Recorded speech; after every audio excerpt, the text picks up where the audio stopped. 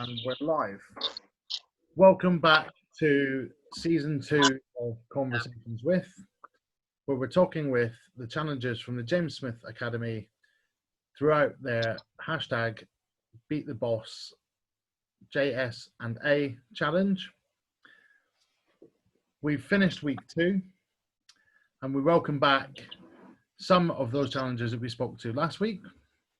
We have some apologies from Paul in Madden Fitness, who is moving slabs in preparation for his garden getting done. We have apologies from Fiona Ryan, or Thoughts on Therapy, who's decided to prioritize her fitness and finishing work for the day so she can get a good start to the week.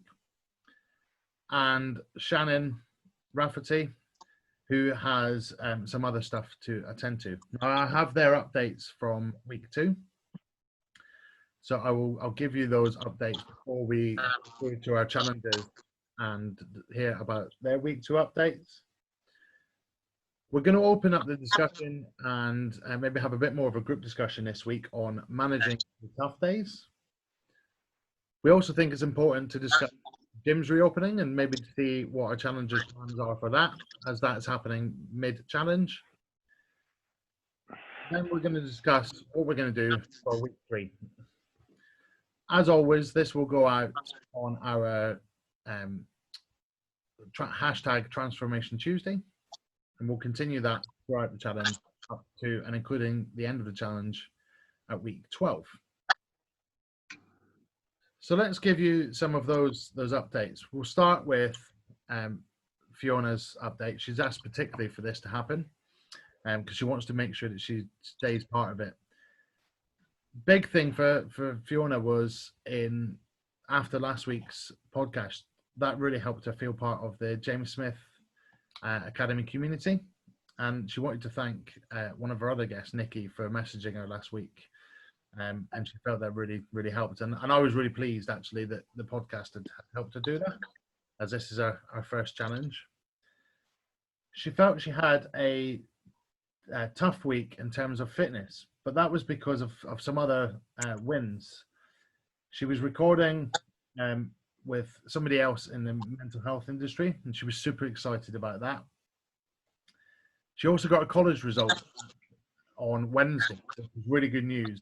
That means she's been offered a place in September, and she'll actually have her own counselling clients from next year. And I think that's amazing. And I pass on her well done for that. Well done, girl. Well done, Fiona. I think we can forgive her for taking on a bit of a celebration from that. She still found it difficult with tracking her calories, but she did just manage to hit her step challenge target. So that's another positive. And I think when you got other things going on, you need to look at the things that you do have. And she's lost 8 centimeters since the start of the challenge. So that's amazing. Nice going. Good effort. As she said, she's prioritized to get her work in tonight because because she felt that she'd not having got her workout at the start of the week last week, that's where the week fell away for her. So she wants to get that in on Monday. So hashtag never miss a Monday.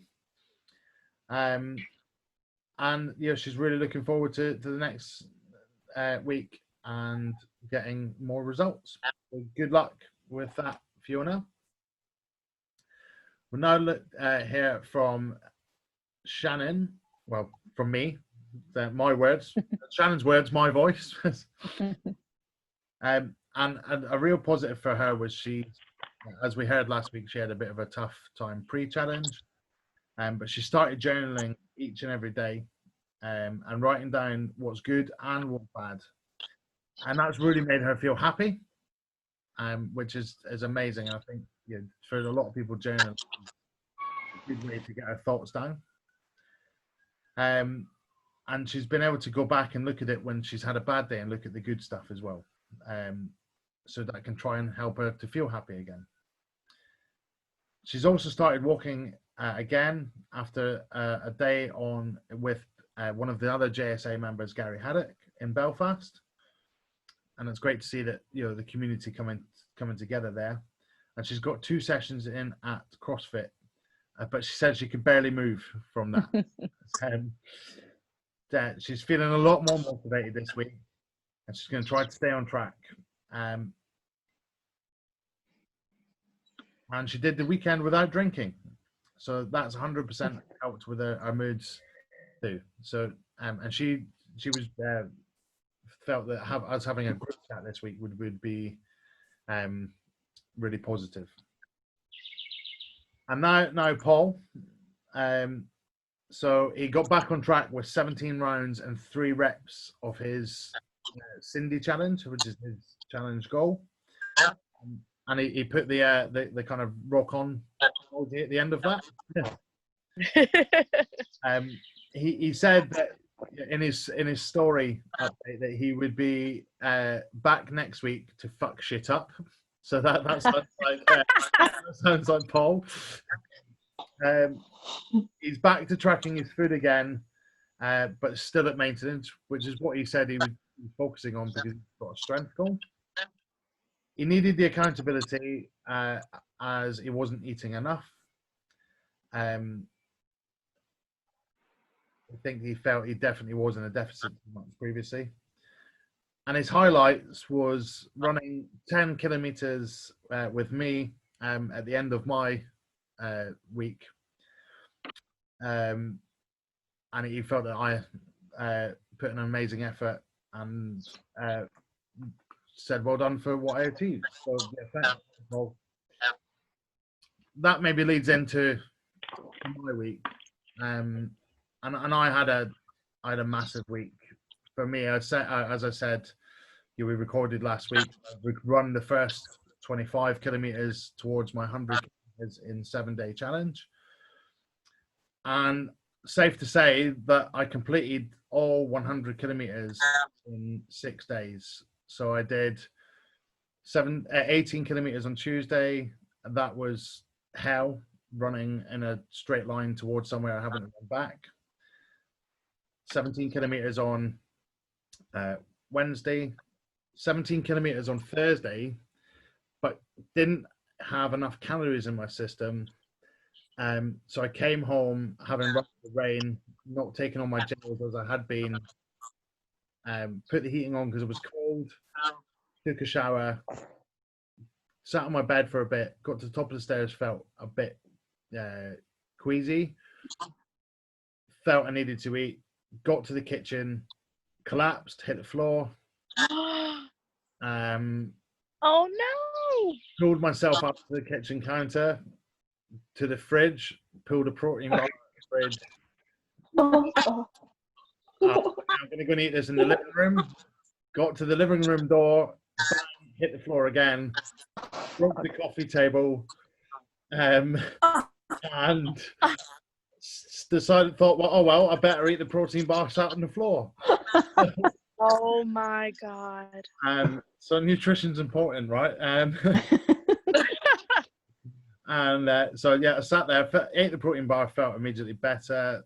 Then got myself back to the kitchen, ate a banana, pulled some chili out of the freezer, put it in the microwave. Thought, what I'm going to have with the chili? I'm going to have rice. And I'm going to have chips as well. Put it all Carb on loading. and it was, an absolute mountain of food. And then sat down. I was only able to eat a quarter of it because actually it was way too much food. Then had a bit of a fear about running again on Friday, thinking, hang on, maybe I'm burnt out. But decided to delay my run to the evening, and then went out and got last 13 kilometers in to get me to 90. And I knew once I got to 90, 10 left. And my running partner said he couldn't run Saturday with me. So I went back to Paul, who had said on Tuesday after the podcast that he hates running. He probably regrets saying it, but he might run with me.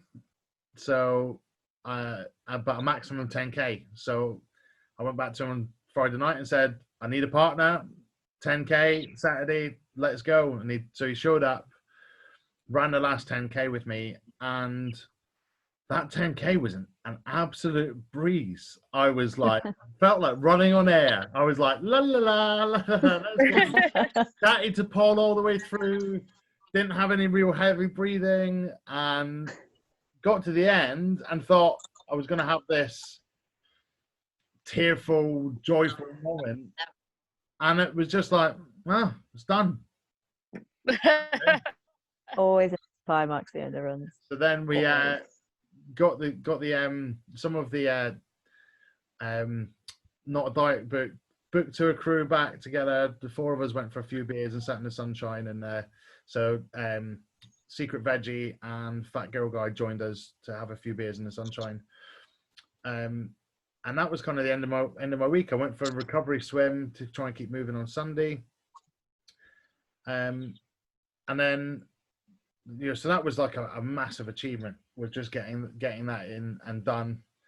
My calories were all about 1,000 calories a day over my deficit target, but I still lost weight. I lost about 3 kilograms. And I weighed myself every day before and after the run, and I was losing about 3 kilograms on each run. So wow, in sweat rate. Mental. So you can tell how much water's probably in my body. But on top of that, I recorded my story on season 1 of the podcast, and revealed all about myself. So that's all there for the world to hear. There was some difficult stuff in there that I hadn't told my family. And I spoke to my dad today. All's well in the Man Clan. So yeah. So wow. I feel that we're on a line in a chapter, and we're ready to move forward. So that's my update. Let's hear from. I'm just going to go around the screen again. So we're going to start this week with Nikki. Okay. What have I done this week? I was pretty standard in Monday, Tuesday, Wednesday. Hit all my workouts Monday, Tuesday, Thursday, Friday. Wednesday, I got some yoga in. That was my aim last week. So I got some yoga on Wednesday, and it felt brilliant. So I've been adding bits of yoga in when I can, which is great. Hit my step goal, hit a few hundred less on average than last week, but still massive. At least 2,000 a day improvement from June step challenge. So I'm still counting that as a win. Weekend working on the house. We renovate houses a bit. We've got a cellar to tank, so weekend working on that and get out for walks. And then, yeah, I think that's it. Really, rather uneventful in comparison to yours, Alistair. But yeah, keeping on trucking, keeping on going. All good here. Good, yeah, good to hear about a bit of that yoga coming into play as well. Yeah, and well done on increasing your steps. Thank you. Lauren. Am I muted? No, I'm good. Yeah, last week I didn't know if I was used to muting myself because my children run amok. Last week was good. I am a rehab therapist. I work with special needs kids in the pre-K setting, like preschoolers, and we are live partially for the summer. So last week was the first week that started back, and I had a lot of anxiety about that because there's a lot of precautions and a lot of protocols in place for that. What we can and can't do. It's all one-to-one, certain equipment, all that kind of stuff. And it was hard. It was really hard. It's not really safe yet, but we're doing it anyway. So I have no choice as an employee. It's either not work or do it. So that kind of sucks.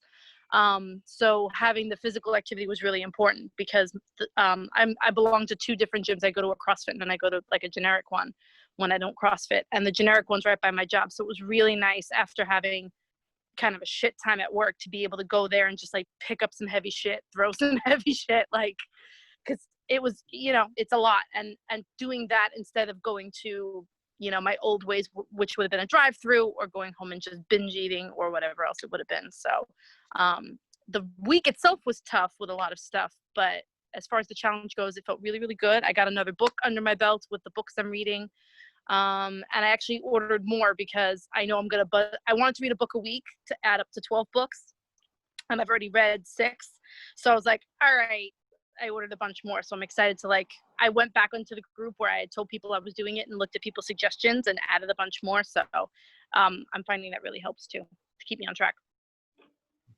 That sounds like a great week. And I love the being able to relate to your previously able to hit the drive through, but now I love throwing some heavy shit around and Yeah.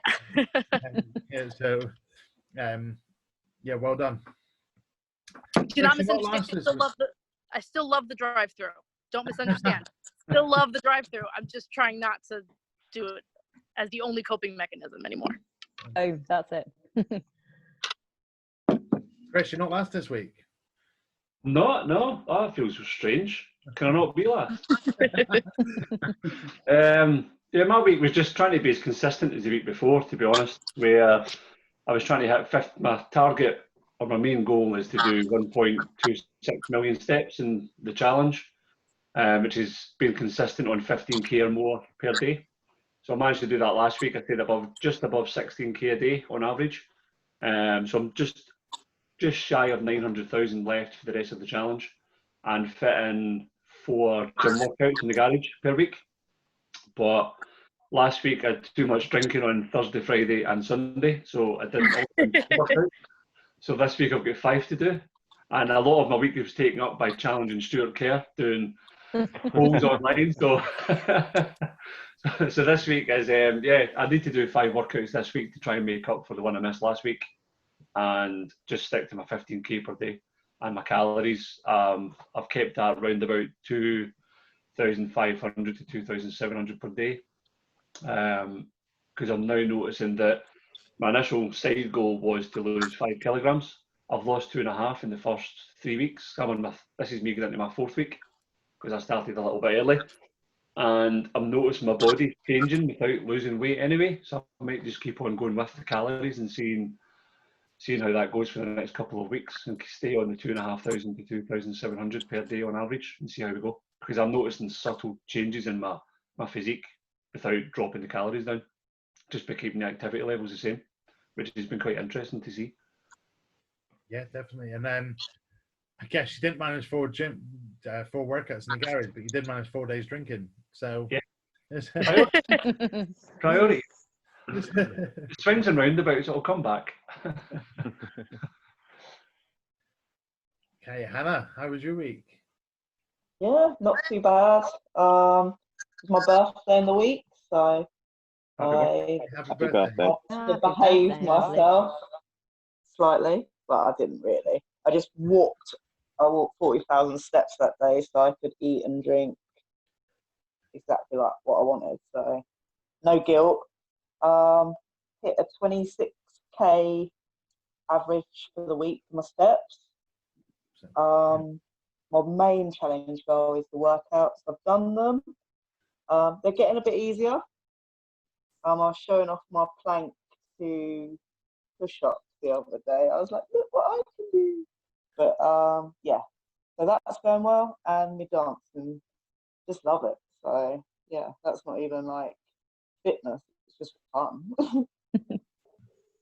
That's But yeah, that's like my week really. That's a massive step average. That's brilliant. I love my walks. Like when it's a school run, I'm getting about 10 miles a day in, so it makes it easy to hit that 25, 30 without even trying, to be honest. Brilliant. And I know that before we go on to Jack Foster, that you might be interesting for him to hear that last week you said that you find your workouts were quite long because you were having to watch the videos like twice to learn them. How was that this week? Yeah, definitely shortened. There was only a couple of new bits and bobs for this week, so I had to watch the videos again. But obviously where I'm picking it up, I'm like, oh, I know what they're talking about now, all these guys, about these squat things. Yeah, it's like a learning thing as well as the fitness, I guess. Brilliant. Well done for getting all your workouts in. It sounds like a really good week. And yeah, happy birthday for last week. Yeah, thank you. So maybe before we go to our new guest, I'll go to Stuart to get his update and see how his Murph time came. Did it come down? And how was your week in general? Yeah, so my Murph came down by a couple of minutes, which I take as a massive win because it's the first time that I've done it after work. So I was an early shift on the Saturday. So to come home and do that, I was actually really pleased with myself. The rest of the week, my steps are atrocious. I'm not going to lie. This 2 million target is, a no-show at the moment. Apart from that, nutrition-wise is all good. Still waiting on a new workout plan. I've scrapped that other one and just doing Murph conditioning during the week now. What do you do, Stuart? What's your job? I'm railway enforcement officer, so it's a lot of walking on trains, chasing after suicide people, that kind of thing. I love that's your job description, chasing after suicide people. Well, there's quite a lot of people out there that are suffering massive mental health at the moment due to today's climate, and they tend to head to the nearest train station. Wow. Do you have to like, are you first on the scene? Do you have to start talking then? It all depends really. We're BTP, British Transport Police, could usually get there first because they can get on the blues and twos, get there quicker. But we're more or less, I don't know whether we attract it in a certain sense. People play up in front of us because they know they're going to get the help. So we're kind of always first on scene because we're at that station. But it depends. It depends where it is because we run so all the way up to Peterborough, Cambridge, and to King's Cross, and there's only a team of 7 of us. So it depends if we're there on time, or we could be on a train that's slowed down because there's someone on the track, so we're not even going to get there anyway because we're at a standstill. It's definitely sad that people feel they've got people get to that stage. I guess it's it's never nice to hear those stories, but nah. But it's life. You kind of just have to get on with it and try and help them as much as possible. We've got plenty of resources to help them, so it's just trying to get to them in time before they. It tends to be the ones that don't tell anyone and they just do it. I'll be brutally honest.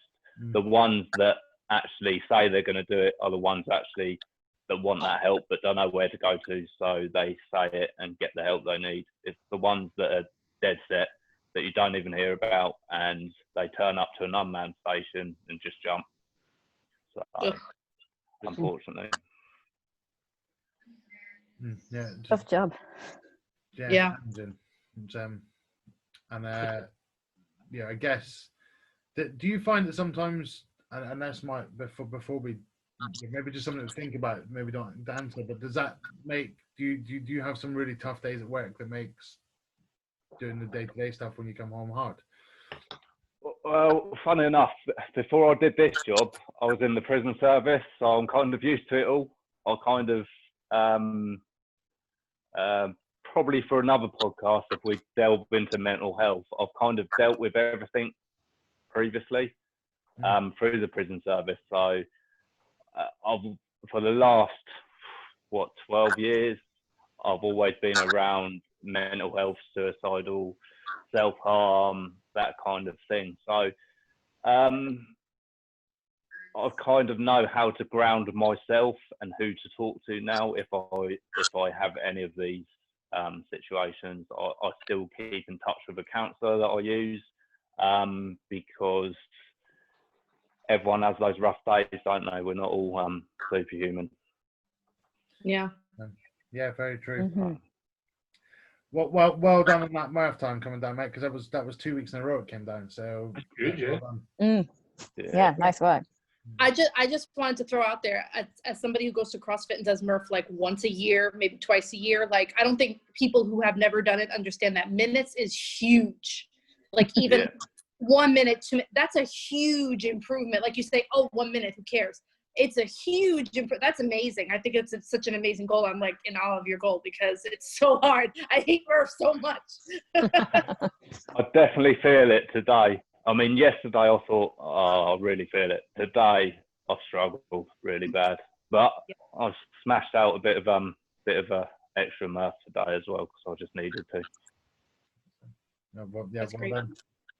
And yeah, I'm sure that you will get those steps back in at some point. Yeah. I think with 2 million, it starts to fall away from you. You start having to chase some good goals. And, maybe Hannah will take some for you. Yes, I think her average is what I need to do to actually do it. So we'll go over to Jack Foster now, who we celebrated the fact that he was now a coach for the St. Smith Academy, but he is doing the challenge, and he said he would join in the weeks where he could. But before Jack maybe gives us a week 2 update, maybe he will just introduce himself, maybe let us know how his first couple of weeks as a coach for JS&A has been, and let us know what his challenge goals are. Welcome, Jack. Hello. So I'm Jack. I wasn't here last week because it was my first week of being a JS&A coach, and I was trying to plan everything so that I could do everything. So I could do the podcast, do some other bits, make sure I got did all my chats that I needed to do, and I just didn't because I procrastinated, and I thought it was Sunday. It was Sunday when I procrastinated, and I had to catch up on Monday, so I was just really behind. So that's why I wasn't here last week. But the first, couple of weeks of being a coach has been quite fun. Like I've spoken to so many different people, and it's actually been quite interesting to speak to so many different people.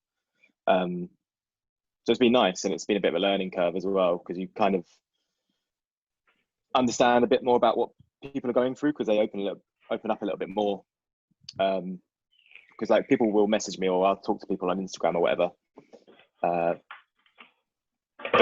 it's a whole different world in the chats. Everyone sort of opens up and talks about their like troubles and wins, and it's just a different world. But it's a lot of fun, and I'm getting a lot better at responding. Like the first time I was on it, there was a question, and I just froze because I wanted to make sure that the answer was like perfect and stuff. But now I'm a lot better at it, so hopefully I'll carry on getting better. But as for the challenge, so my goal is to be able to get back up to squatting 160 kilos for one rep. My start was 120, and then the second week, end of the first week, I managed to get that up to 130. End of the second week, I managed to get up to 130 for two reps.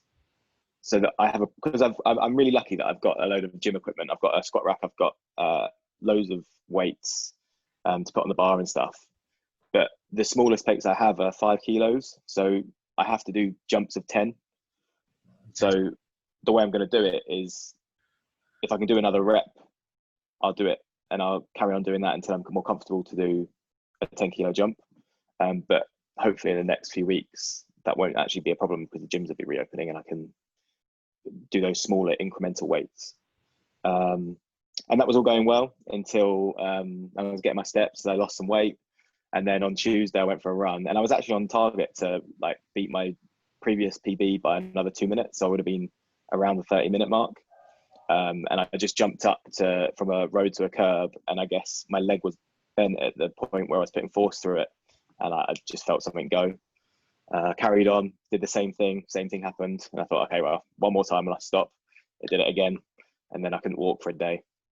So steps this week has been shocking, but it seems to be all on the mend right now. And I went to see a physio on Friday as well, and she told me that nothing had torn. Basically, what had happened is that I neglect my stretching a little bit, so my quads are so tight that they're pulling my kneecap out of place, and like part of my knee is inflamed, and that was what the pinching, like the pain and the pinching pain I had was. So I got a massage, I got a stretch like 3-4 times a day. I just carry on doing that until it's better, and then even when it's better, I got to carry on, because otherwise I'll just go back to how it was. But yeah, that's been my like last couple of weeks. Well, we spoke about mobility last week and the importance of it, and I think it is really important. I definitely learned that last week with all that running, that had I not had my inspiring running partner with me, that who made me stretch before every run and after every run, I probably would have been in a different place. So it's super important to keep stretching. But that's a good increase, 10 kilograms over the first week, especially when you've got something new going on. Yeah. And I think we'll probably reiterate it, but I think there's a lot of people really happy that you've joined the coach group. So congratulations. Cheers. Now we did say that we'd have a round robin. No, just a bit more of an open chat around managing the tough days. Now this was suggested by Nikki this week, where she'd maybe had a tough day, and I definitely throughout my running had some I reached some really dark places last week. So I'm pretty sure that we've all had them, and I think you're gonna have them over a 12-week period. There's definitely going to be the tough times that you're going to have, and but maybe, and I'm not sure if Jack knows the answer to this, but when I was chatting to Paul on my run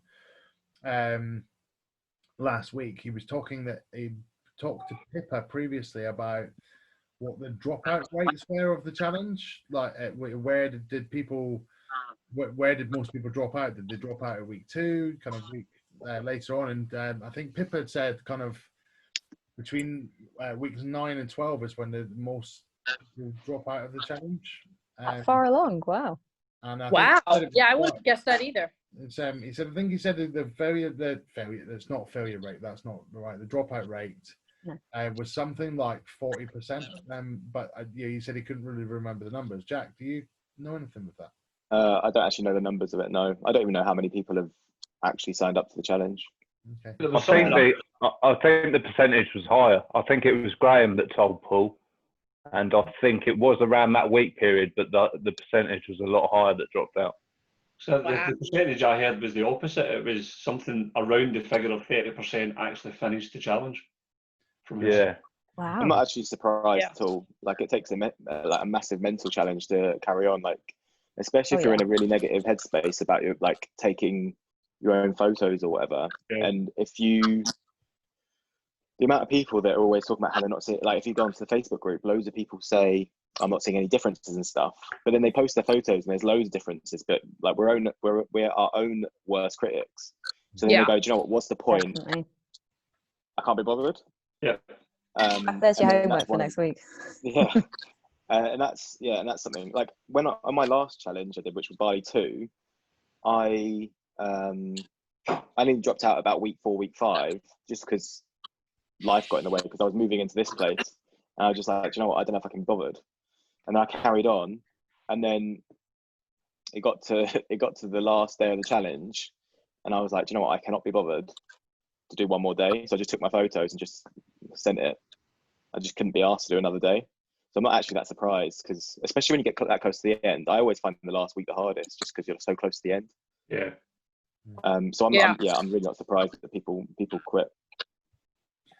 No, I can see that I've done it previously, and I thought I'd just ask that question really, because with doing this, we're trying to talk to everybody about their journeys, and everybody's going to have different thoughts, but we're hopefully trying to help the people in the challenge to continue with it, and help them know that they're maybe not by themselves. So if you're listening, whatever that rate is, let's try and blow James out of the water and make him busy for about 6 months having to pick a winner, with getting as many final pictures in there as possible, and and stick with it. And I'm sure if you message the coaches or DM or anybody else in the challenge and use the Facebook community, you'll get the pick me up and the encouragement that you need.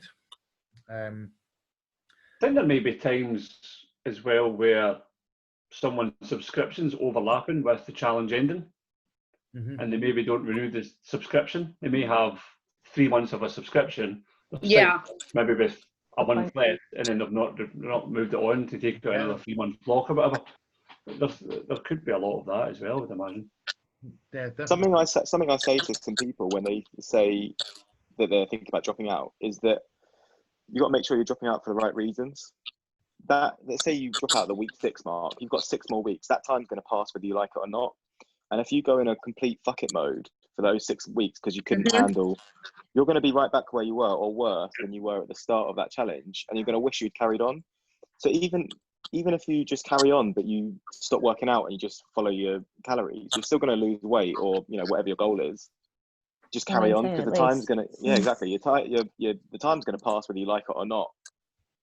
Do you want to be in 6 more weeks? You want to feel like shit and wish you had finished the challenge, because there's nothing you can do then. So just carry on, just push through. Obviously, if it is going to be better for your mental health or whatever to stop, because I don't know, there's obviously going to be some sort of reason why going the challenge isn't going to be priority. Yeah. Then obviously stop. But for the majority of you that want to stop, just carry on, because you're going to feel worse if you do. Don't carry on. I think a big thing for me as well is I've actually put a lot of money into this, so Yeah. I'm not wasting that. And my pull-up bar cost me a bit more than it should have done, etc. So yeah, I'm not wasting that opportunity. I'm going to crack on with the challenge. And like Jack just said, you could be on hitting your calories and hitting 10,000 steps a day. And we've learned from this step challenge that people have got amazing results just from the step challenge. So they don't need to do the workouts or anything like that. I really love what Jack said about the 6 weeks, because I know everybody knows Facebook memories, right? It shows you your old memories from a year ago, whatever. And every single year, like clockwork, I would have some post that's like, I'm finally going to be healthy. I'm finally going to exercise, whatever. And then I'd fuck off after like a week or two. And then every year I would see that post come back around, and I would sit there and read it and be like, wow, if I stuck with it, it would already be a year later. It would already be a year. And I kept seeing that. And then finally one year I finally was like, all right, and it's true. Then all of a sudden you're 2 years down the road and you're like, wow, you just have to stick with it. It's hard. It's really hard. It is. I think that, just to go back to the photos, the thing I really learned for the first one, and the biggest piece of advice I would say is, especially when you're starting, don't look at your photos until about week 6, 7. Yeah. Because the first couple of weeks of the challenge, I struggled, and I was doing weight, which I know was not the best one. But I was watching the scale, and the scale was kind of going down. But then the photos, I couldn't see a fucking difference between, I think it was week 8, and it kind of all clicked, went, aha, right, there's a bit of a change there. Yeah. So, and it was like, right, it's worth it. Oh my God, this is going to fucking happen. And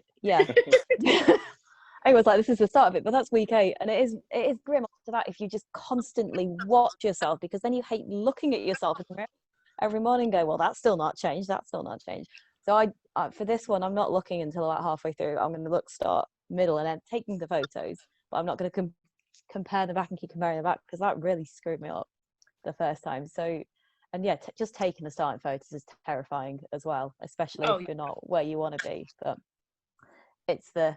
you've got to take the starting photo to realise how far you've come along. That's the big thing. But my previous 2 challenges, I've at least taken 1 week off somewhere. I've just thought, I can't be arsed now. And I've just thought, I'm hanging it up and I'm going to take 1 week off. And the next week I just go back to it again. So my 12-week challenge maybe became 3 weeks, 1 week off, and then finalise the rest of the weeks to finish the challenge. And it's all right to take a week off. If you're not feeling it, stop. Yeah. there's no point in doing it if you're not feeling it. And you might feel different the next week and go, do you know what? I feel better now. I'm going back to it. And I think you done this, Jack, and I think I took this from you, and Kay did it as well. Where when you're taking your progress photos, I've done this for this challenge. I've done the start, and then week 1 is a comparison. And then the next week it's the start, and week 2 is a comparison. Yeah. Start and week 3. Yeah. I think That's where the Definitely. progress is going to come. Yeah. I'm starting to notice a big difference doing that. Because by the time you get to week 6 and you look at the comparisons of start to week 6, there will be a change somewhere. Exactly. Yeah. Yeah, I love when people do clothing. Clothing is a good one. I've seen those people who post like the pair of pants that you see creeping up their legs, or a zipper creeping up. It's such a good visual when maybe in your underwear you don't see everything, but something like that is so tangible. Yeah. So what you're saying, Lauren, is I have to stop posting photographs of me and my budgie smugglers. No, they have to go up every time, Chris. You can't show us with your quads. I think with them, with something I learned about the pictures is that picture has to be every week, but it doesn't have to be the same day every week. If I have Sunday on a Monday, I'm like, I cannot be asked to take my pictures today. Take them on the Tuesday. Yeah. Yeah, you might be in a better space to do that on a different day. And I'm sure I read in the challenge email that made something that clicked with me was you must take at least 12 pictures. It doesn't say you must take at least 12 weeks of pictures. So yeah, I think that's quite important as well. Do it on the day that you're feeling good about taking your pictures. Yeah. And same lighting, take it at the same time each day. Yep. I did my start photos for the original, the first challenge, the previous one to this, with the blinds like these were upstairs shut, and the difference when you open them up, it's so much nicer. It's so much better when they're open. So yeah, no, we do. It's the same lighting. Well, Nikki. Key. Yeah.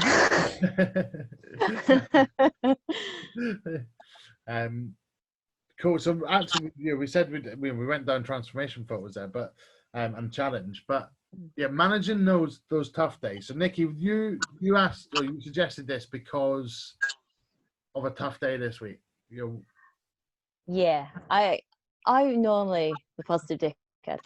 Like I said last week, I had a rise to the sun blues, and it's not. I think normally people say that with hating the job or not being asked with I didn't get it from that. Sunday morning we went out, had a couple of hours of walking in the forest, and it was beautiful, really just relaxing, barely any phones, just proper chill time. And I got back and I was in the biggest fucking sock. I said, I don't want to do this. I don't want to prep all my food for next week. I don't want to stretch. I don't want to do anything. I'm fed up. I want to be out walking again. I don't want to. So I don't know. It just comes over sometimes, and it is, well, I want to eat everything I can order online. Yeah, just comes out of nowhere sometimes. And I think sometimes it is because you're in a deficit and because you're managing calories and you're watching things and because you're hyper aware of everything. I don't know. For me, it's, yeah, when I have a sulk, I want food, and I want easy food, and I get lazy with cooking. I do love cooking and watching Coops' lives and stuff. But yeah, we get very lazy, and living in the middle of the city, there is so much food, so easy. I don't know how I always manage it. I think yesterday it was a bit of, right, I'm in a sulk. What do I need to get me out of a sulk that isn't ordering food, that isn't going to drive-through, Lauren, like you said? Yeah. And I sort of had to sort of make myself write these things down. Right, what really makes me happy? What's really going to turn my mood down? Right, I'm going to sit and read for a few hours, and that kind of got me in. But it was the thought of having to prep all my meals for the week, and it's not. I don't make anything drastic. I make pasta with a lot of tomatoes and olives and bits. It's pretty fucking easy as far as meal prep goes. But I just couldn't fucking face it. And then it got to about 7 at night. I was like, well, I'm not going to fucking do it. I'm just going to buy lunch tomorrow, and that's fine. Yeah, I will make sure on Monday I make a sensible choice when I go and have it. I won't eat everything in M&S. And yeah, there's not much of a story. I just was in a bit of a assault with it and just couldn't really get out, and just the thought of prepping everything, I said, don't do this. And then I didn't.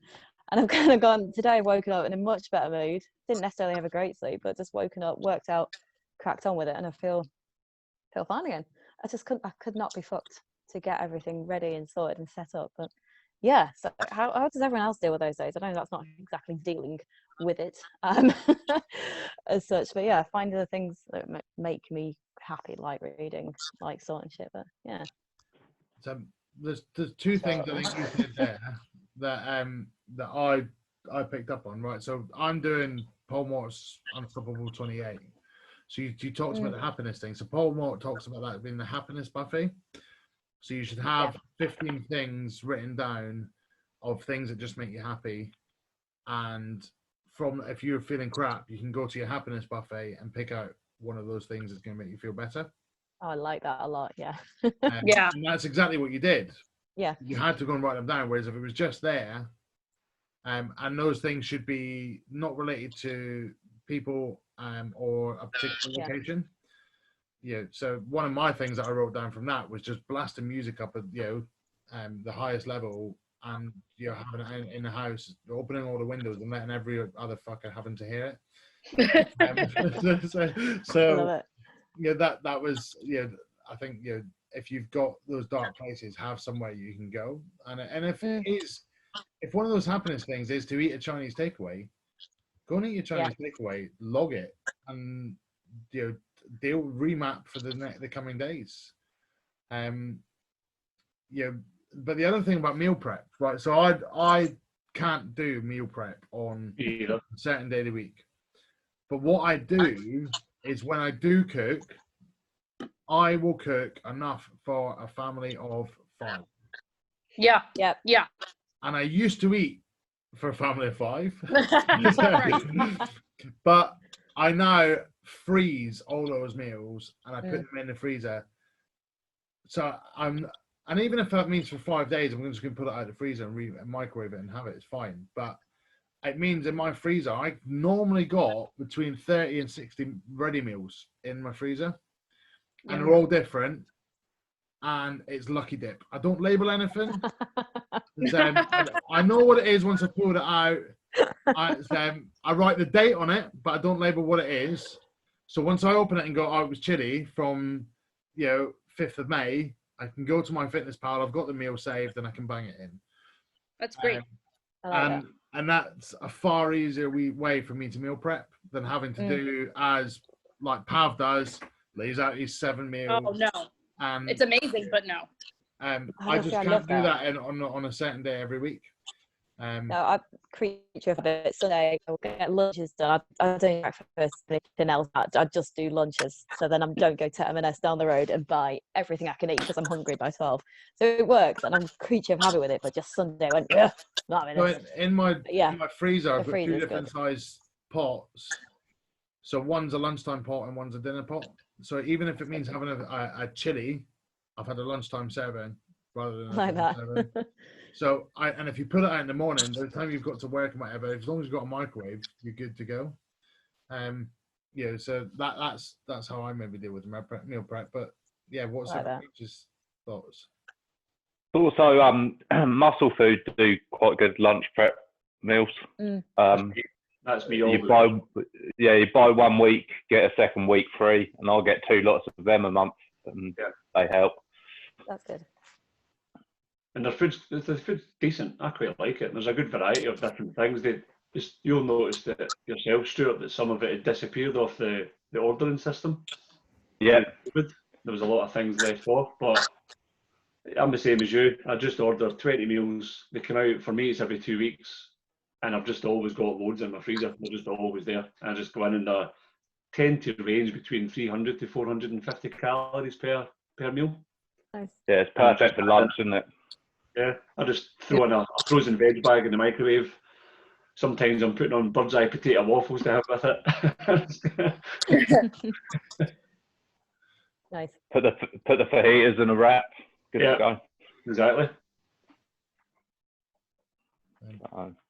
I mean, I don't know about you guys. I grew up in a family where food was it was a tool, right? So if you had a shit day, you got your favorite meal. If you had a great day, you got your favorite meal. Like, it was just a constant reinforcer for the good things and the bad things. So I had to really unlearn that. And what I found for me now is I kind of, like you were saying, you just couldn't be bothered on Sunday.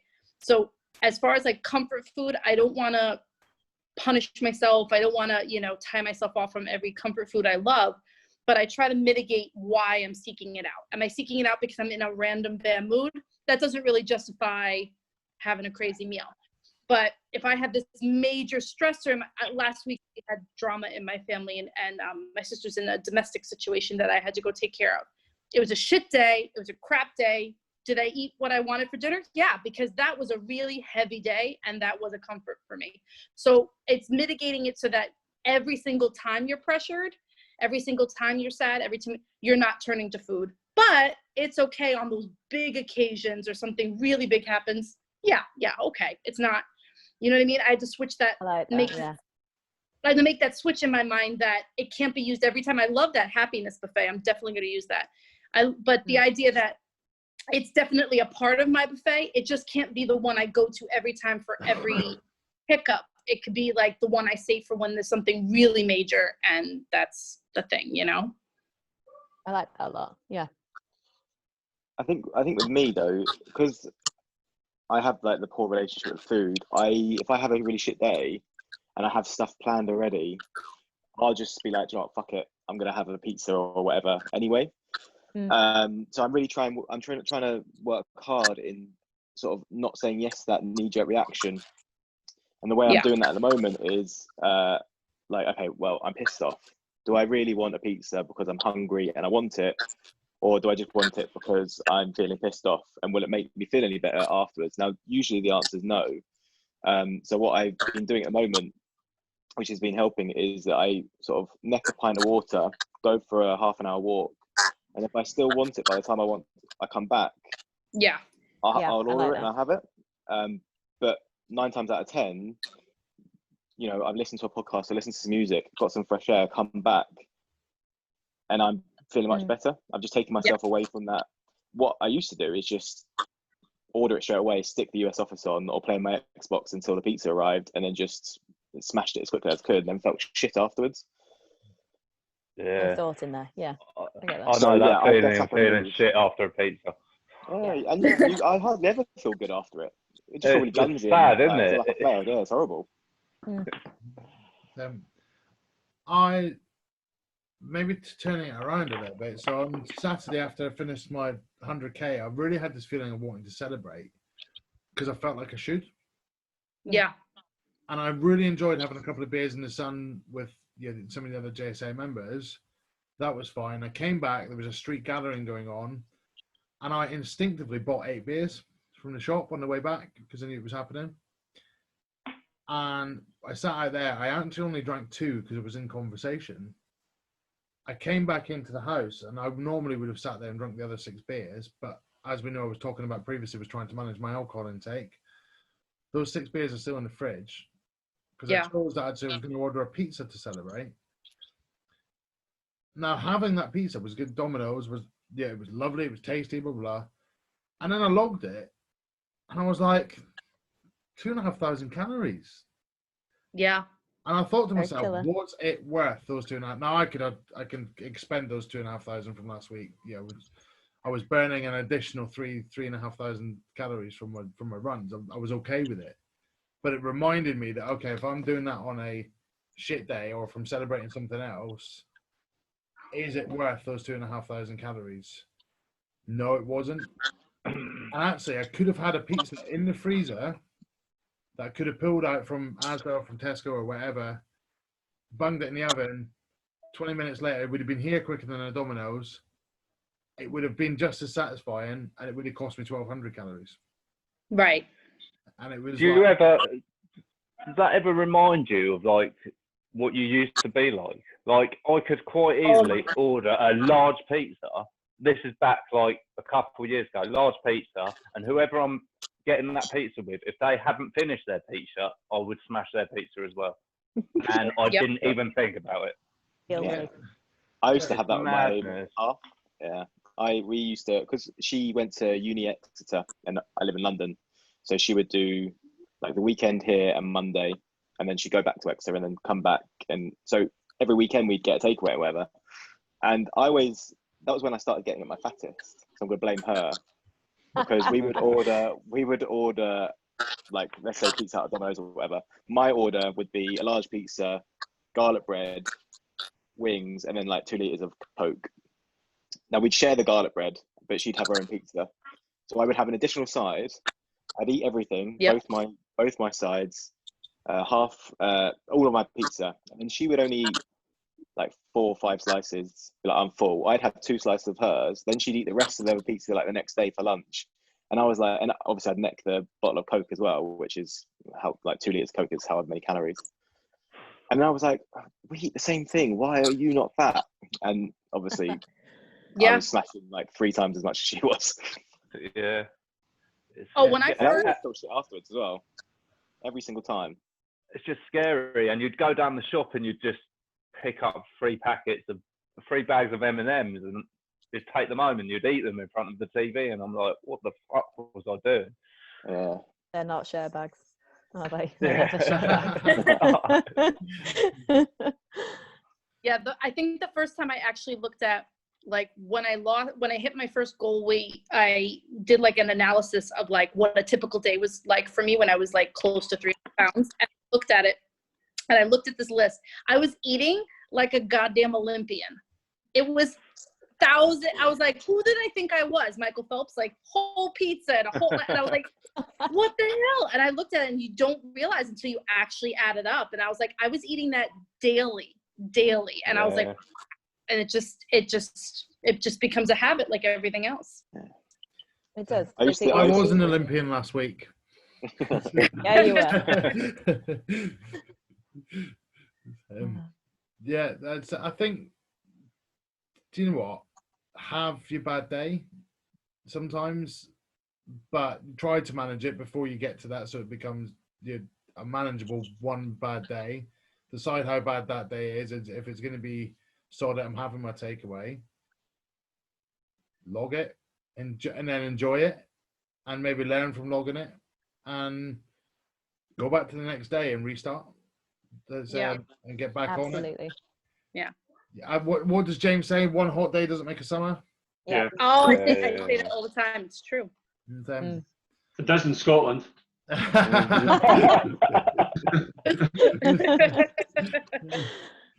also living in Scotland. Kevin Bridges' joke about that is brilliant, where he talks about everybody crowding around the TV, and it's good. It's hotter than Malta. Warmer than Tenerife today. It's warmer than Tenerife, and Dubai 46 degrees. Oh, fuck off. And also living in Scotland, everything's deep fried. Everything. Oh, deep fried. Yeah, Mars you have bar. deep fried Mars bar. What the fuck? Oh, yeah. Really? Deep fried Mars bar. Oh, Deep fried they are pizza. fucking good. A pizza crunch. So my go-to chip shop is deep fried battered jumbo sausages with chips and a half. Oh my god, it sounds so delicious. Half pizza crunch, which is just batter right round the pizza, and it's in the fryer. That's Oh amazing. my And god. it's, again, you eat it and you think, I feel like shit. It's lovely. It is just lovely. Something I found out about my girlfriend in Scotland. So my dad lives in Aberdeen with his wife, who's from Aberdeen, and so I like Mars bars and I like battered stuff. Hate battered Mars bar. I think they're disgusting. My girlfriend doesn't like Mars bars and doesn't like battered stuff, but she loves a battered Mars bar. Work that one out. That's mental. Oh no, they're so good. Not a fan. It just melts. Oh, it's amazing. It's I wrong. fucking love It's it. wrong. You can't have a battered Mars bar. It's The wrong. thing is, it's on every single menu in the chip shops in Scotland. They do Twixies, Snickers.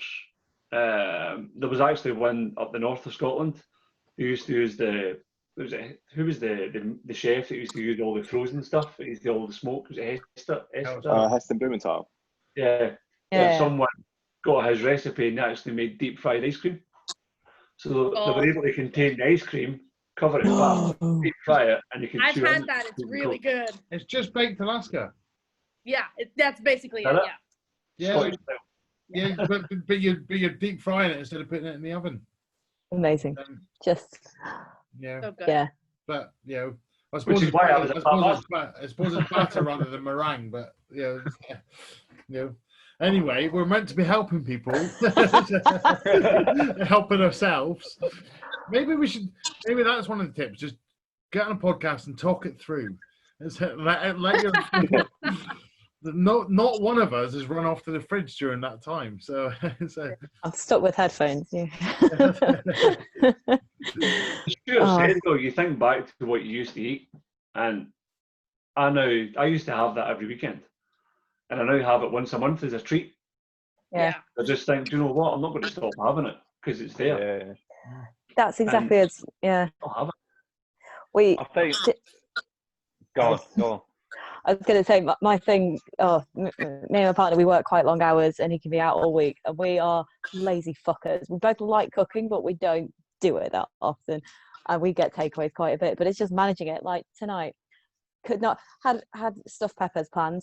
Could we be fucked? Could we shit? So we've had McDonald's, but we've now, rather than having, I could easily have 2 meals plus an extra chips. Instead of that, I've actually had little half meal. And actually, that amount of chips is just enough. And it's brilliant because it's like a third of the fucking calories. But actually, that satisfies that need for eating shit. And it's great. I've still got 250 calories left over. So pudding's coming after this. Yeah, it's just managing it. And yeah, like getting a chippy. Instead of having a lot of fish, it's a small fish, a small chippy. I can't not have battered mushy peas. Sorry, going back onto battered food. Battered mushy peas. That's another. I love that. Yeah, it's just managing it. 5 a day at least. Exactly. I think massively though, social media plays a massive role with putting those thoughts into your head. The moment and phones and all that kind of thing. Like I could be like going through my day, having not the best day, but not even thinking about pizza, for example. And it's as if Domino's know that I'm having a shit day and they text me and they go, this is the deal. And then you've got it in your head that I'm going to have pizza, I'm going to have pizza, I'm going to have pizza. No, I'm not. Yes, I am. Yes, I am. And then you almost convince yourself you're going to have pizza, so fuck it. And you can't shut away from it anymore. There's nothing to stop it from reaching you through. You could even talk about pizza and it'll come up as a sponsored post on Facebook or Instagram. Yeah. So it's harder now, I think, to get away from it all. Yeah. It's in your face constantly. Well, something I would love to talk about one of these days with you guys is how you guys deal with family and friends who are not on board with this stuff and keeping your relationships with them, because it's really hard. It's really hard if you live in a household with people who are not doing this kind of thing, or if your closest friends are not, and how your relationships kind of change with people in that way too. Let's do that next week. That sounds like a good juicy one. That would be a good subject to cover. Yeah, definitely. Yeah, especially. I'm sure we've all got someone that isn't, whether it's a parent or another half or even friends. And everyone's got someone that's a bit of a dickhead. Well, you've probably got the conscious sabotagers and the non-conscious sabotagers. Correct. Yes, absolutely. I think it's the non-conscious sabotagers that are the worst because they don't understand. Yeah. If you've got someone going, you're like purposely trying to get you to eat a bit of cake, you can be like, just fuck off. But if it's your other half, just like Danny, she didn't really get on board for a while, and she would be like, "Do you want to go out for dinner?" I was like, "I've told you already, I can't." Yeah. But calorie fucking deficit, motherfucker.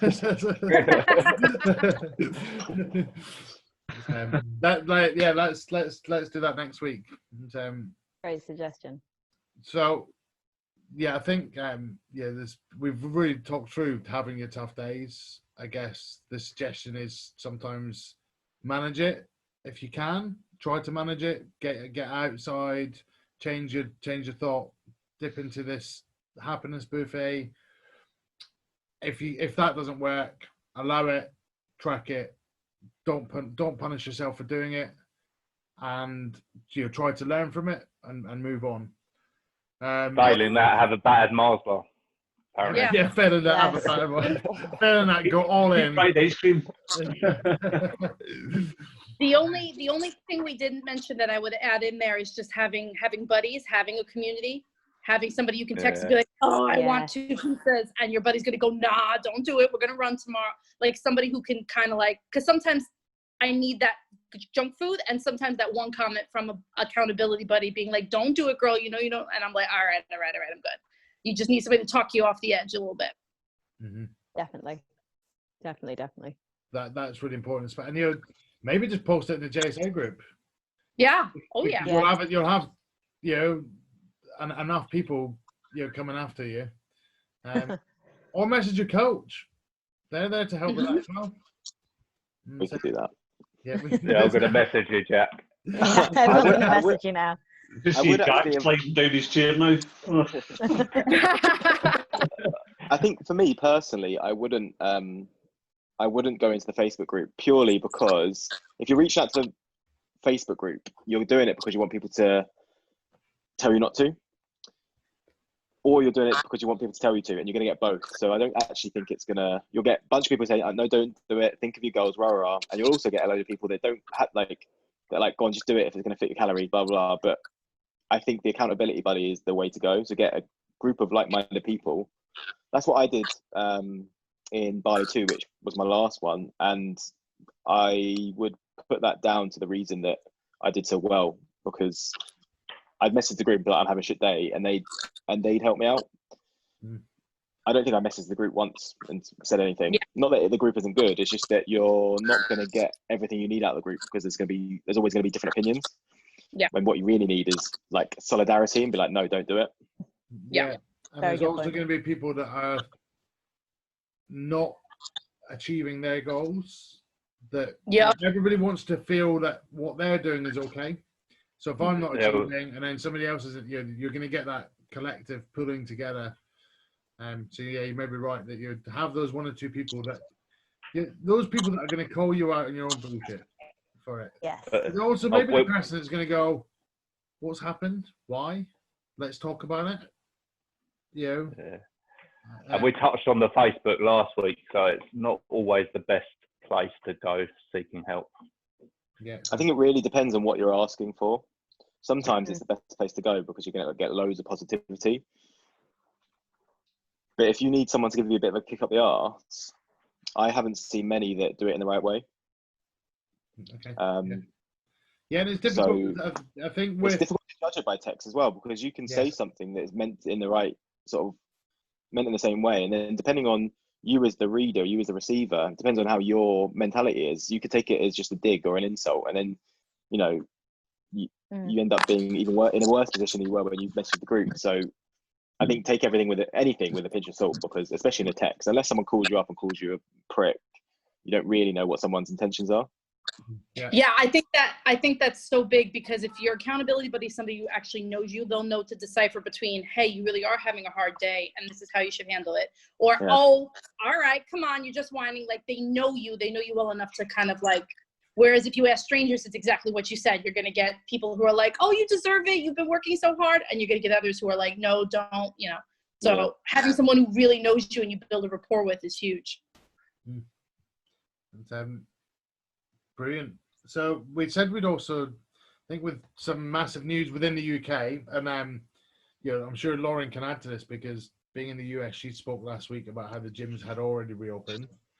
But within the UK, we've had a news of the gyms reopening, and I know from personal conversations that there's two lots of opinions with that. And also, Jack spoke about how the requests are coming into coaches for plans to be changed, and there's been a bit of a spike. So what is there anybody who's like in the camp, no, I'm not going back to the gym? See, I'm in a different boat. I never went to the gym that much before. I was always doing home workouts or running or jumping in and out of whatever I was doing until I found the Murph, obviously. But I've always been intrigued in deadlifting, but I'm not in a rush at the moment to go and get a PT and learn to deadlift. I'm not interested at the moment. I think we're going to get, I don't want to go into, let's turn this into coronavirus, but I think there's a massive backlash coming very soon. So, yeah, I'm a little hesitant myself. I'm quite fortunate enough that around this time last year I bought a decent enough squat rack, some weights, and a bench. And just before lockdown, I managed to get a hold of some dumbbells just before the prices went ridiculous. So I've got enough there to help. I bought a suspension trainer. I've now bought an exercise ball to go with it. So I'm building a nice little den in my garage just to go and work out when I feel like it. I've not got a lot of heavy weights in it. I've maybe got about 60 kilos at max I can put on the barbell. But time under tension, speaking to the coaches and JS&A has helped me realise a new way of working out, and I'm quite enjoying it now. And then Stuart shared the Murph stuff with me as well, so I'm going to give that a go in the next couple of months or so once the challenge is over with. So for me, I'm not in a massive rush to get back to the gyms yet. It'd be great, because it'd be good to start lifting heavy again. But same as Stuart, I'm a bit concerned about going back just in case there's another wave. And if it shows that it's not going to happen, great, I'll go back. But until then, I'm quite happy sitting and waiting. Nikki, you put your hand up as well. You're very polite. I try not to shout and just be loud and northern. Yeah, I like you guys have got a bit of stuff at home. I've got a barbell, I've got kettlebells and dumbbells and bits. They're not particularly heavy. The kettlebells and dumbbells are right, but my barbell only goes up to 20 kilograms. So that's the only thing I'm struggling with. But I've only found that in the last couple of weeks since I've actually got up to using that weight. Out of coronavirus, I've got an hour and a half commute to work, so I lose a lot of daytime doing that anyway. And actually, I find home workouts, I can literally roll out of bed and get up and go do it, and it helps me a bit routine wise. I just literally get up and do it and don't have to think, rather than get up, right, drive somewhere else, then I've got to make sure I've got everything, and I'm so far away from home anyway. But I'm looking forward to people going back, because I'm really looking forward to buying a bench and some more weights. And hopefully, once everyone's got back to the gym, everything will go on Marketplace again, and I'll be able to find something. But yeah, no, I agree with the sort of potential second wave, or whatever we want to call it. But yeah, right now I think it suits me just rolling out of bed, and it's there. There's no excuse. At the moment, it's kind of all piled in the living room until the server's done, and it's there, and there's no excuse. I mean, I think for some people it's a bit of a pain if it's in the way, or you're just watching it and go, nah, I'll do it later. But it's there, it makes me do it. There's a pull-up bar. As soon as you walk downstairs, you see it.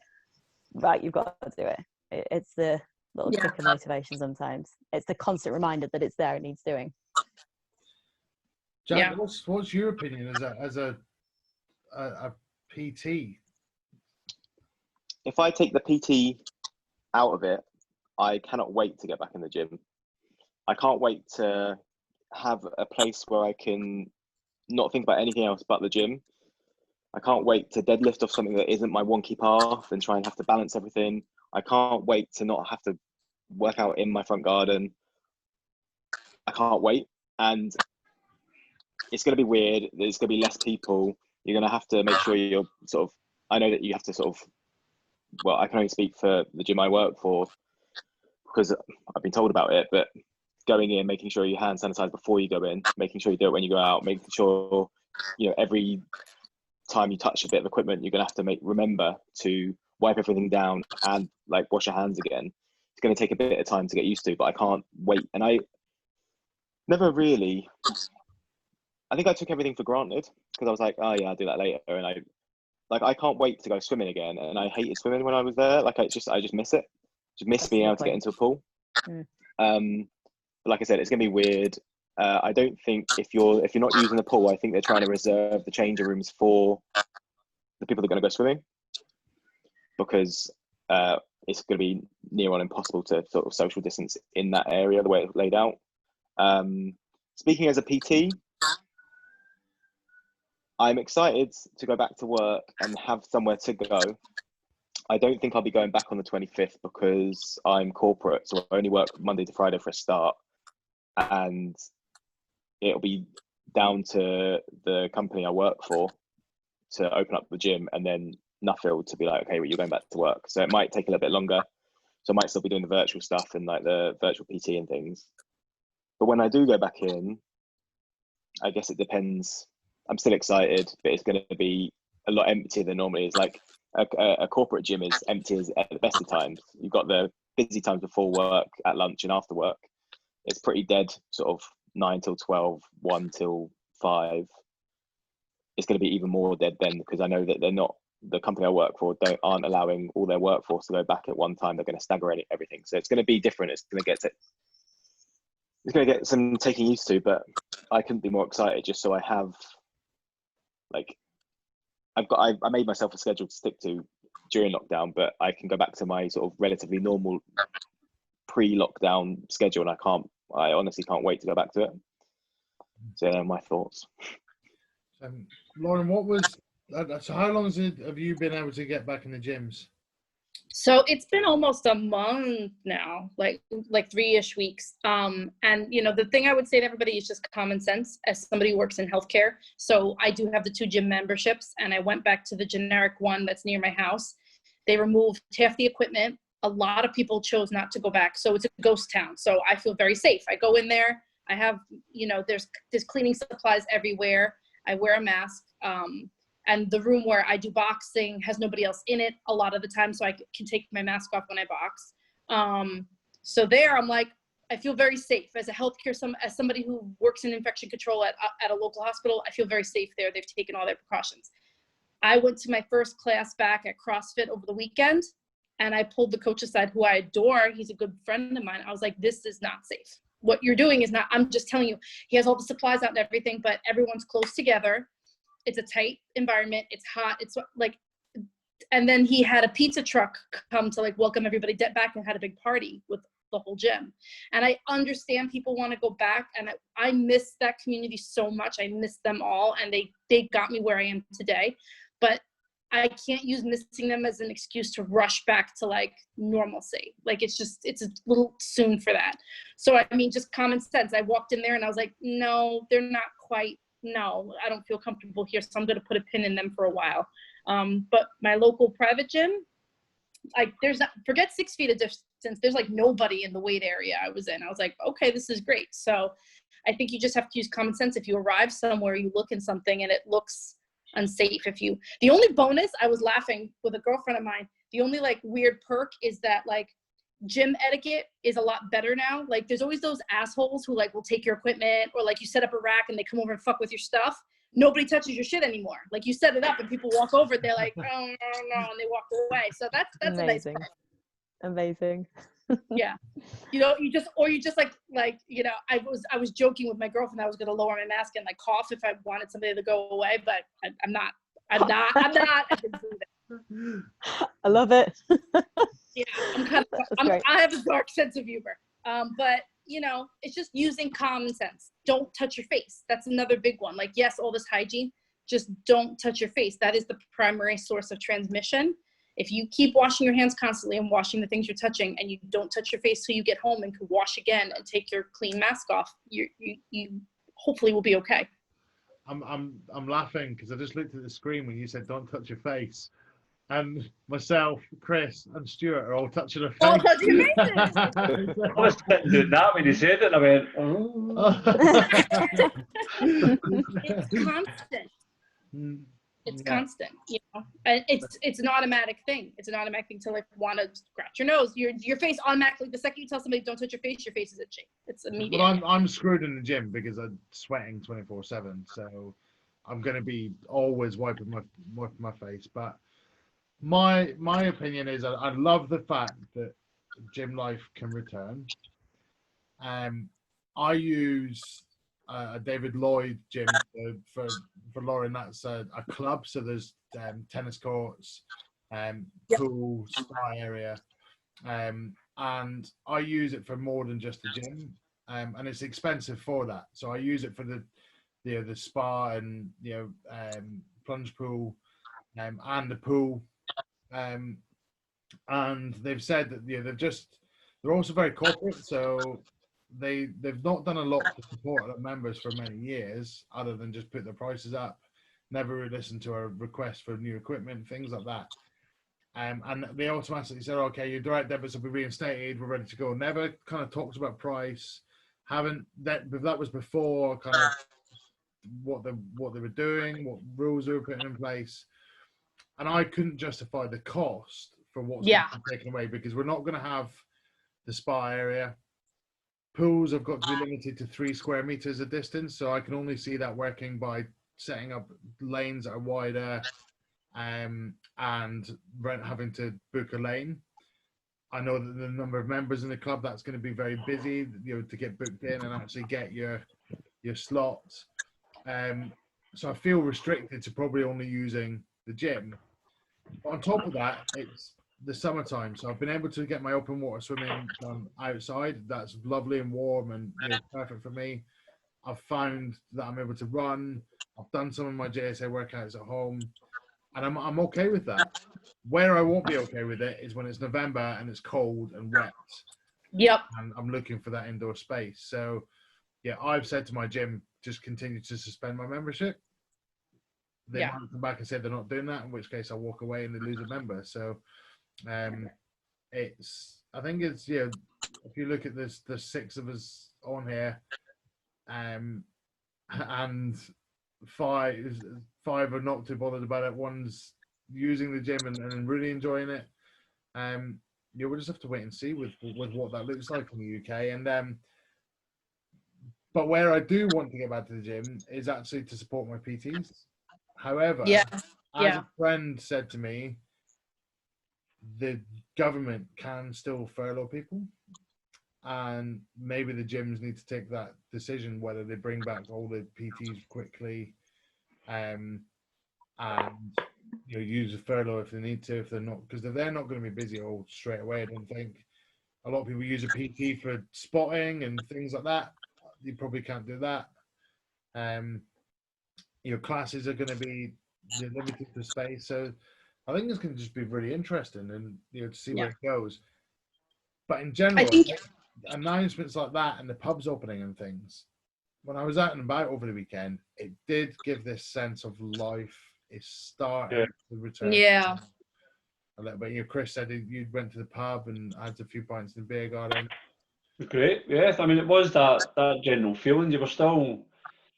I play golf quite a lot, and I went to the driving range during the week last week for the first time since lockdown kind of started easing a little bit. And it's the first time I've been in a public place where I felt quite nervous because it was quite busy. And I stayed for about 45 minutes to 1 hour and I left. But I've still been going to the golf courses because you can social distance on a golf course. It's very easy to do. Tends to be I'm over that way and someone else is that way anyway. So it's kind of, that's fine. But at the beer garden, I'm fortunate enough, the village I live in is quite quiet. It's not too busy. So our beer gardens only really were around half full anyway, at the majority of the time. So yeah, it was just great to just sit in a beer garden, see kids running about in the grass. There was a few dogs around. There was families out for their dinner.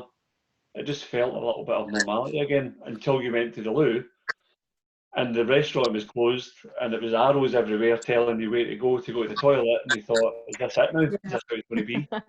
It was a bit strange. But we're fortunate we had our 1 day of sun in Scotland yesterday, so we've got to sit in a few beer gardens. Fantastic. So maybe quite quickly, I'm aware of time and I'm eating into your Monday evenings again. As my episode of the podcast showed, at over 2 hours. I'm still not getting this timekeeping thing. But let's just have a quick run round. Nikki, what's your goals for week 3? Stay consistent. I've got a weekend up with my parents this weekend up north, which is bad for tracking. My parents are both big foodies. Bad for tracking, bad for saying no to good food.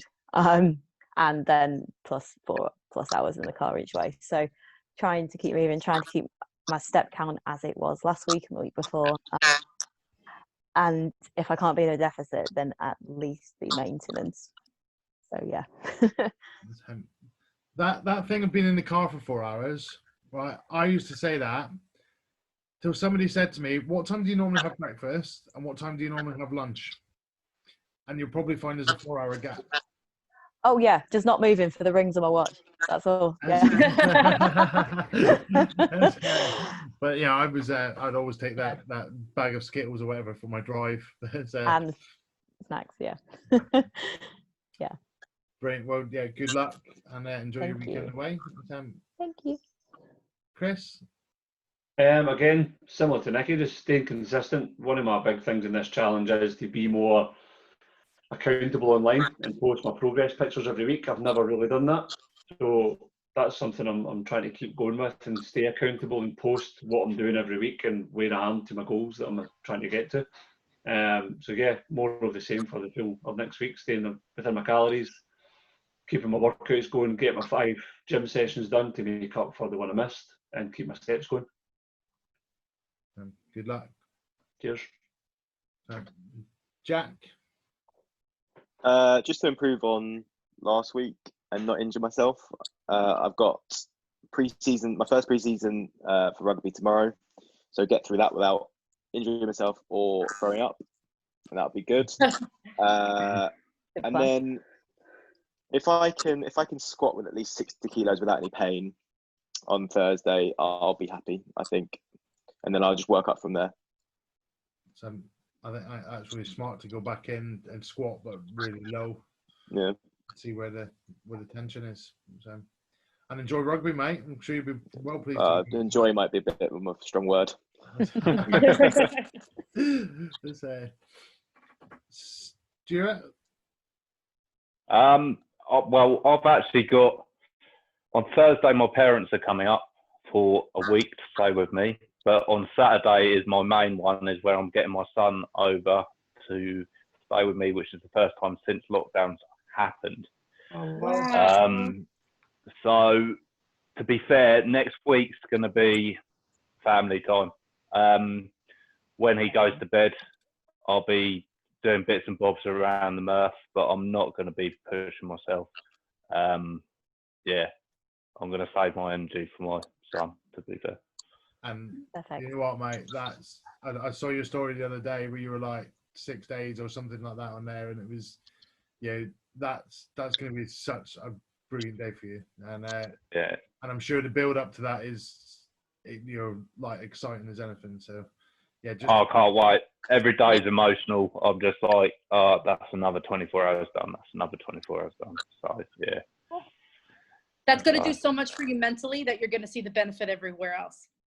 Yeah, 100%. It was hard to do an adult decision surrounding his health and knowing that I was going to have to put him first. And because we talked about like meeting up, and I was like, I can't tell a 3-year-old not to come within 2 meters of me. It's not going to happen. So, but luckily I've been able to FaceTime every day and all that kind of thing. So, but yeah, Saturday he will be here, and you will see on Instagram how much I've missed him. I can't wait to see pictures. That's so exciting. And do you know what? He's going to be super shocked at how fit his daddy's become. Yeah, well, I think I'm going to be super shocked at how much he's speaking and how much he's growing, to be fair, because he's shot up because when did lockdown start? It's 3 months ago? Yeah. 4 months? It's like 17 weeks, I think it is. Yeah. It's mental. And I went from FaceTime where I was having bits and bobs of conversation with him to he's having full sentences with me, and it's just crazy. So, yeah, I can't wait. Work needs to hurry up and finish, and I just need to. I'll start my holiday on Friday, and then that's it. Game on, yeah, and just enjoy that, mate. That if you can come away, and I'm sure you will, with a smile on your face going into next week, that's all that counts this week.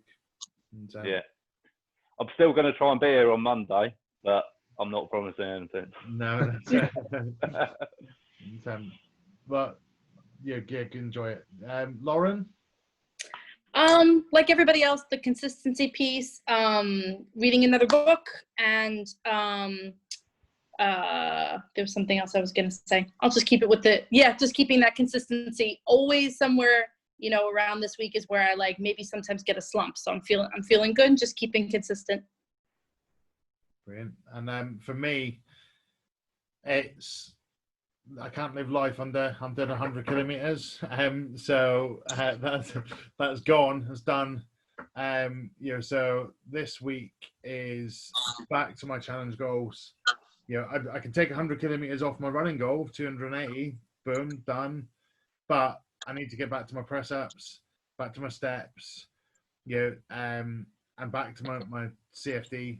I've continued to log all this week, but allowing myself to eat whatever I wanted last week, and still lost weight. But I need to go back to what's my CFD goal, back to being really mindful of that, and then get all those other my sub challenges back on track, because I've lost a week on progress with those. So I've got to go back and work out what my daily averages for my steps, what my daily averages for my press ups, and and my JS&A workouts.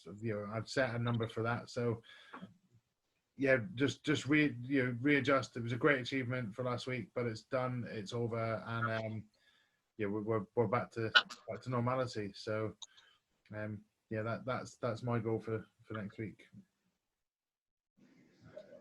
So, well, thank you very much for joining us, everybody.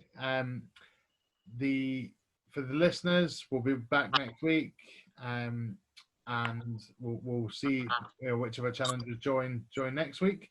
I'm hoping that it was just a blip, and because if we lose another 3 next week, it'll be down to almost a one-to-one podcast at some point. But also thank you for everybody who's been listening. As you know, you can follow us on social media, Facebook at Podcast Conversations With, all one word, and on Instagram at podcast_conversations_with. We'll put up some stories on there with everybody else's Instagram to go and follow, and enjoy your week, and good luck to anybody else who's doing the challenge. I've seen some other progress and things out there, and as we mentioned in the podcast, let's see if this can be the biggest group of people who start the challenge to finish the challenge. So good luck, everyone, and enjoy your weeks.